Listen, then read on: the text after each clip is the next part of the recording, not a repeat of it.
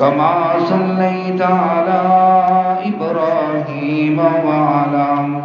آل إبراهيم إنك حميد مجيد اللهم بارك على محمد وعلى آل محمد كما باركت على إبراهيم وعلى آل إبراهيم إنك حميد مجيد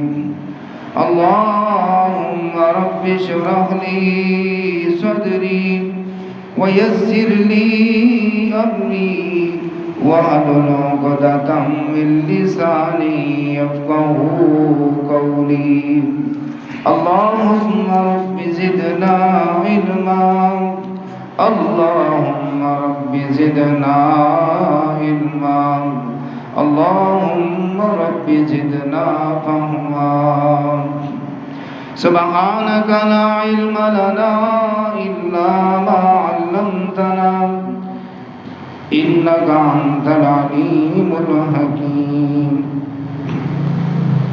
أما بعد فأعوذ بالله السميع العليم من الشيطان الرجيم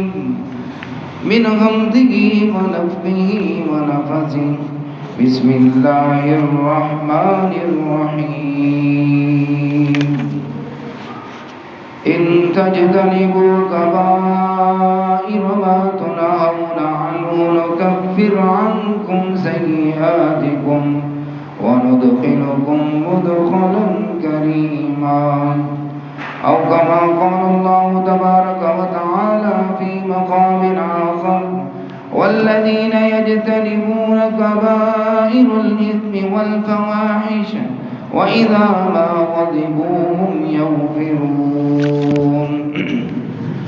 أو كما قال الله تبارك